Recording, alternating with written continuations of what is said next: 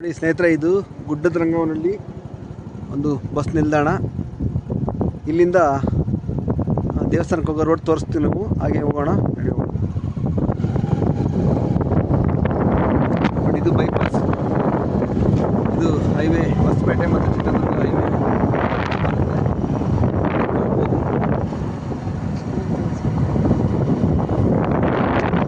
ಹಾಗೆ ಮುಂದೆ ಬಂದರೆ ಸರ್ಕಾರಿ ಶಾಲೆ ಸಿಗುತ್ತೆ ನಿಮಗೆ.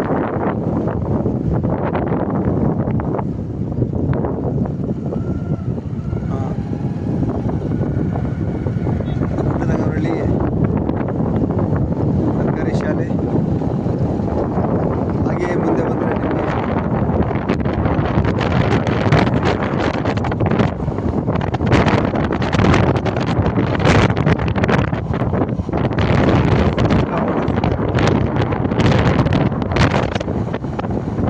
ಇಲ್ಲಿಂದ ಹೀಗೆ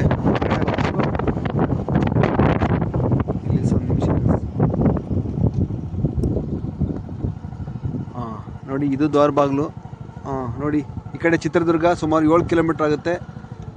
ಇಲ್ಲಿಂದ ಬಂದರೆ ಈಗ ಒಳಗಡೆ ಹಿಂಗೆ ಹೋಗೋದು. ಹೋಗಲಿ ನಿಮಿಷ.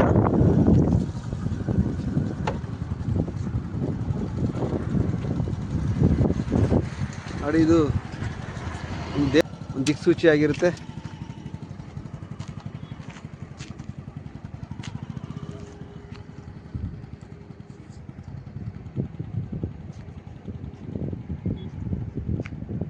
ಕಣಿವೆ ಲಿಂಗೇಶ್ವರ ನೂತನ ದೇವಸ್ಥಾನ ಲೋಕಾರ್ಪಣೆ ಮತ್ತು ಶಿಲಾ ವಿಗ್ರಹ ಪ್ರತಿಷ್ಠಾಪನೆ ಕಾರ್ಯಕ್ರಮ ಇವತ್ತು ನಡೀತಾ ಇದೆ. ಆ ಕಾರ್ಯಕ್ರಮಕ್ಕೆ ಒಂದು ರೋಡ್ ತೋರಿಸುವ ಒಂದು ಪ್ರಯತ್ನ ನಾನು ನಿಮಗೆ ಮಾಡ್ತೇನೆ ಸ್ನೇಹಿತರೆ. ಹೀಗೆ ಹೋಗೋಣ. ಓಕೆ,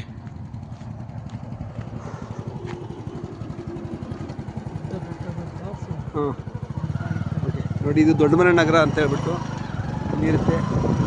ಹೀಗೆ ಮುಂದೆ ಹೋದರೆ ನೋಡಿ GTA ಒಂದು ನಿವೇಶನಗಳು ಆಗ್ತಾಯಿದ್ದಾವೆ ಇಲ್ಲಿ ಕಾಣ್ಬೋದು. ರಸ್ತೆ ಸರಿ ಇಲ್ಲ ಅಂತ ಮತ್ತೆ ವಾಪಸ್ ಹೋಗ್ಬೇಡ್ರಿ. ರಸ್ತೆ ಮುಂದೆ ಒಂದಿನ ಚೆನ್ನಾಗಾಗುತ್ತೆ. ಇದು ಕಾಡು ಮೇಡಿನ ಒಂದು ಗುಡ್ಡದಲ್ಲಿರ್ತಕ್ಕಂಥ ಕಣಿವೆ ಲಿಂಗೇಶ್ವರ ದೇವಸ್ಥಾನ ನೀವು ಕಾಣ್ಬೋದು. ನೋಡಿ ಸುತ್ತ ಫ್ಯಾನ್ಗಳಿರುತ್ತವೆ, ಬರ್ತಾ ಇದ್ದಾರೆ.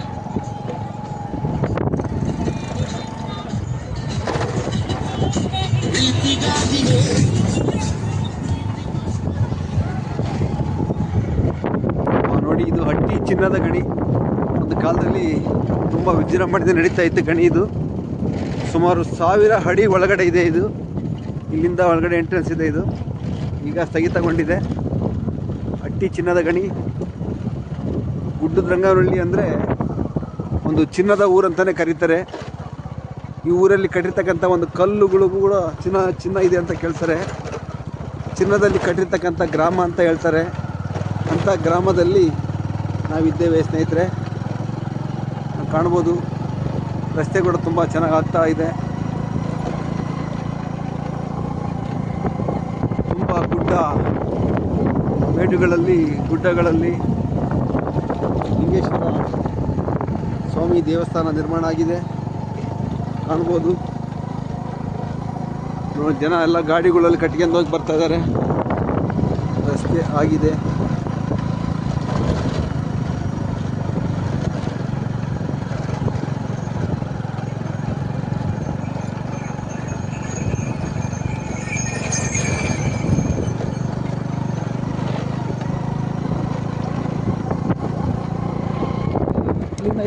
ದೇವಸ್ಥಾನದ ಒಂದು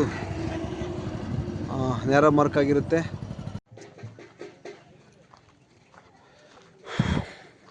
ನೋಡಿ ಸ್ನೇಹಿತರೆ, ಇದೇ ಕಣಿವೆ ಲಿಂಗೇಶ್ವರ. ಇಲ್ಲಿಂದ ನಿಮಗೆ ಜೂಮ್ ಹಾಕಿ ತೋರಿಸ್ಬಿಡ್ತೇನೆ. ಜೂಮ್ ಹಾಕಿ ಇದು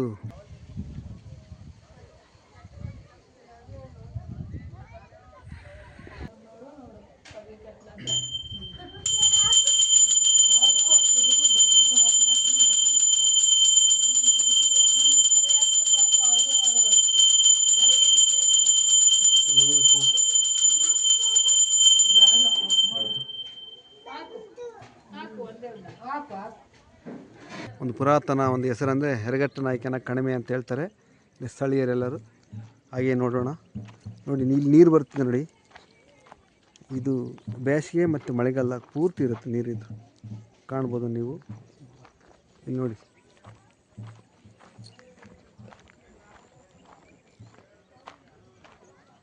ಯಾವ ಕಾಲದಲ್ಲೂ ಕೂಡ ನೀರು ಹರಿತಾ ಇರುತ್ತೆ.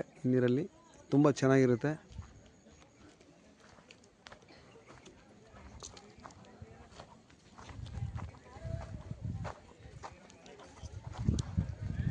ದಯವಿಟ್ಟು ಪಾದರಕ್ಷೆಗಳನ್ನು ಇಲ್ಲೇ ಬಿಡಿ.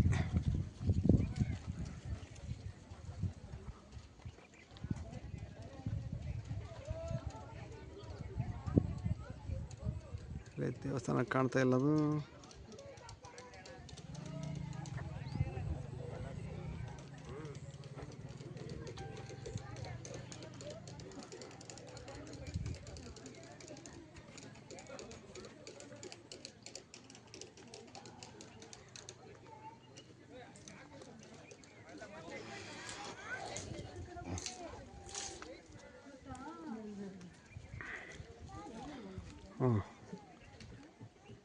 ಇದು ನೋಡಿ, ಇದಕ್ಕೆ ಕಲ್ಯಾಣಿ ಅಂತಾರೆ. ತುಂಬ ಪುರಾತನವಾದಂಥ ಒಂದು ಕಲ್ಯಾಣಿ ಇದು. ಇಲ್ಲಿರೋ ಸ್ಥಳೀಯರೆಲ್ಲರೂ ಹೆರಗಟ್ಟ ನಾಯಕನ ಕಣಿವೆ ಅಂತ ಕರೀತಾರೆ. ನೀವು ಕಾಣ್ಬೋದು. ಸುಮಾರು GRಹಳ್ಳಿಯಿಂದ ಒಂದು 3 ಕಿಲೋಮೀಟ್ರ್ ಇರ್ಬೋದು. ಕಾಡಲ್ಲಿ ಬರಬೇಕು.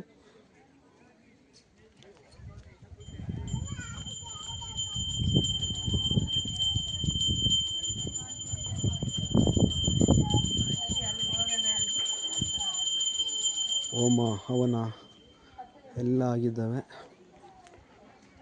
ಕಾಣ್ಬೋದು.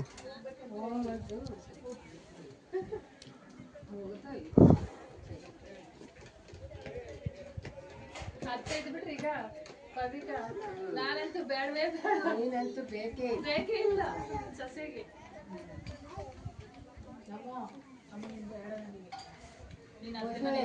ಮೊಸಳೆ ಐತೆ ನೋಡ್ರೆ ಹೋಗ್ತೀಯಾ? ಅದ್ರ ಮನೆಗೆ ಇರ್ತೀಯಾ? ಇರ್ತೀಯ ನಿಮ್ಮ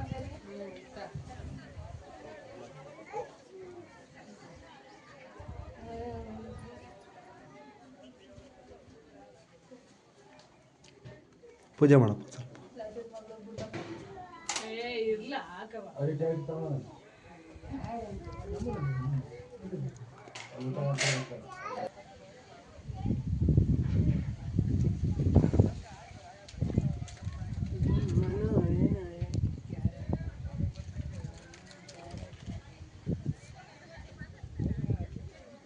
ನೀವು ಇಲ್ಲಿ ಕಾರ್ಯಕ್ರಮಗಳು ಮಾಡೋದಕ್ಕೆ ತುಂಬ ವಿಶಾಲವಾಗಿದೆ ಜಾಗ.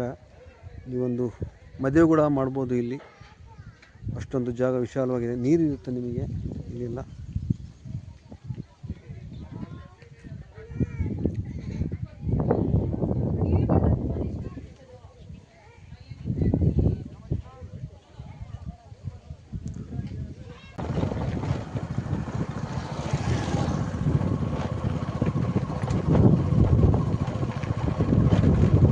ಗಾಡಿಗಳೆಲ್ಲ ಬರ್ಬೋದು ಸ್ನೇಹಿತರೆ. ಚೆನ್ನಾಗಿದೆ ರೋಡು, ಮಣ್ಣಿನ ರೋಡು. ಟ್ಯಾಕ್ಟ್ರು ಕಾರ್ ಕೂಡ ಬರ್ಬೋದು, ಬರೋದಿಲ್ಲ.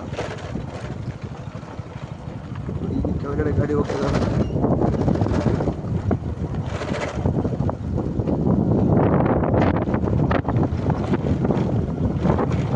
ಒಂಥರ ಘಾಟ್ ಸೆಕ್ಷನ್ ಇದ್ದಂಗೆ ರೋಡು.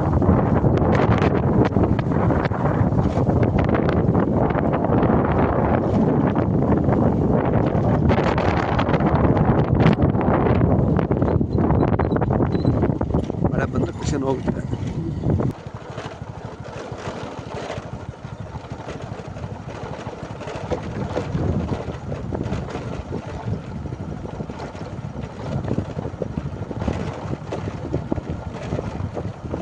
ಸುಮಾರು 3 ಕಿಲೋಮೀಟರ್ ದೂರ ಇದೆ ಗುಡ್ಡದಂಗನಹಳ್ಳಿಯಿಂದ.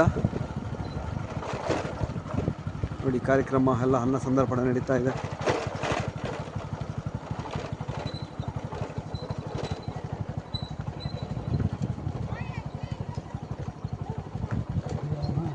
ಹಾಂ ಇಲ್ಲಿ ನಿಲ್ಲಿಸ್ಬಿಡು ಸಾಕು.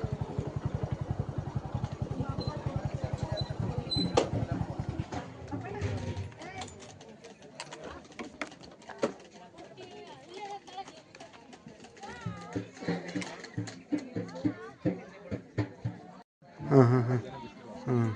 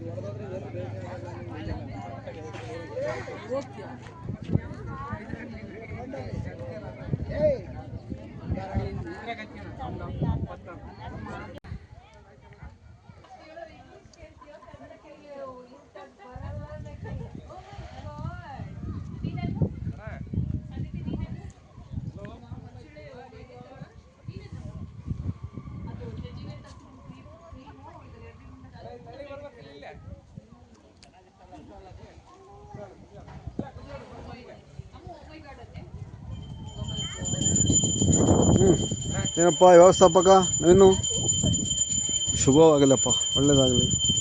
ದೇವಸ್ಥಾನ ವಿಜೃಂಭಣೆಯಿಂದ ನಡೀತಾ ಇದೆ.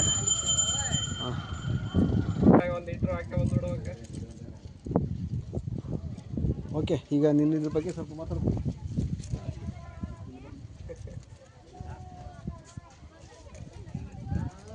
ನವೀನ್ ಕುಮಾರ್ ಅಂತ ಮತ್ತು ಪೃಥ್ವಿರಾಜ್ ಅಂತ ಈ ದೇವಸ್ಥಾನಕ್ಕೆ ತುಂಬ ಶ್ರಮಪಟ್ಟಿದ್ದಾರೆ. ಇಲ್ಲ, ನಾವು ನಗಣ್ಯ ತುಂಬ ಜನ ಇದ್ದಾರೆ. ಇದರ ಮೂಲ ಜೀರ್ಣೋದ್ಧಾರಕರು ಪೃಥ್ವಿರಾಜ್ ಅವರು. ಪೃಥ್ವಿರಾಜ್ ಅವರಿದ್ದಾರೆ. ನವೀನ್ ಅವರು ಹೇಳ್ರಿ ಈ ದೇವಸ್ಥಾನದ ಬಗ್ಗೆ ಏನು ಹೇಳ್ತಾರೆ. ಎಲ್ರಿಗೂ ನಮಸ್ಕಾರ. ಇದು ಶತಮಾನದ ಇತಿಹಾಸ ಇರ್ತಕ್ಕಂಥ ಒಂದು ಐತಿಹಾಸಿಕ ಪುಣ್ಯಕ್ಷೇತ್ರ. ಹಿಂದೆ ಗುರುಲಿಂಗಪ್ಪ ಅನ್ನೋ ಒಬ್ಬ ವಯೋ ವೃದ್ಧರು ಬ್ರಿಟಿಷರ ಕಾಲದಲ್ಲಿ ಜನ ಗುಳೆ ಹೋಗೋ ಸಂದರ್ಭದಲ್ಲಿ ತಮ್ಮದಾದ ಒಡವೆ, ವಸ್ತ್ರ ಮತ್ತು ಹಣಕಾಸನ್ನ ಇದಕ್ಕೆ ವಿನಿಯೋಗಿಸಿ ಇಲ್ಲಿ ಒಂದು ಪುಷ್ಕರಣಿ ಮತ್ತೆ ಕುಡಿಯುವ ನೀರಿನ ವ್ಯವಸ್ಥೆಗಾಗಿ ಒಂದು ಕಟ್ಟಡ ನಿರ್ಮಿಸಿ ಅದರ ಮೇಲೆ ತಾತ್ಕಾಲಿಕವಾಗಿ ಒಂದು ಲಿಂಗವನ್ನು ಪ್ರತಿಷ್ಠಾಪಿಸಿ ಪೂಜೆಗೆ ಅನುವು ಮಾಡಿಕೊಟ್ಟಿರ್ತಾರೆ. ಅದು ಕಾರಣಾಂತರಗಳಿಂದ ನಿಧಿಗಳರ ಹಾವಳಿಗೆ ತುತ್ತಾಗಿ ಎಲ್ಲ ಹಾಳಾಗೋಗಿರುತ್ತೆ. ಅಂತ ಸಂದರ್ಭದಲ್ಲಿ ಹೊಸದ್ ಕಟ್ಟಿ ಹಾಳು ಮಾಡೋದಕ್ಕಿಂತ ಹಳೆಯದಿಂದ ಜೀರ್ಣೋದ್ಧಾರ ಮಾಡಿ ಜನರ ಬಳಕೆಗೆ ಮುಕ್ತವಾಗಿಸ್ಬೇಕನ್ನೋ ಸದುದ್ದೇಶದಿಂದ ಒಬ್ಬ ಸಾಮಾನ್ಯ ಗಾರೆ ಕೆಲಸ ಮಾಡುವಂತ ಯುವಕ ಪೃಥ್ವಿರಾಜ್ ಅನ್ನುವ ಸ್ಥಳೀಯ ಯುವಕ ತನ್ನ ಪರಿಶ್ರಮದಿಂದ 4 ವರ್ಷಗಳ ಕಾಲ ಸತತವಾಗಿ ತನ್ನ ಸ್ವಂತ ಪರಿಶ್ರಮದಿಂದ ಈ ಹಂತಕ್ಕೆ ಎಲ್ಲವನ್ನು ನಿರ್ಮಾಣ ಮಾಡಿ ಈ ದಿನ ಲೋಕಾರ್ಪಣೆ ಮಾಡಿರ್ತಾರೆ. ಅವರಿಗೆ ಗ್ರಾಮಸ್ಥರ ಪರವಾಗಿ ಹಾಗೂ ಕಡಿವೆಲಿಂಗೇಶ್ವರ ಸೇವಾ ಸಮಿತಿಯ ಪರವಾಗಿ ಹೃತ್ಪೂರ್ವಕ ಧನ್ಯವಾದಗಳನ್ನು ಅರ್ಪಿಸ್ತೇನೆ. ಒಳ್ಳೆಯದಾಗಲಿ.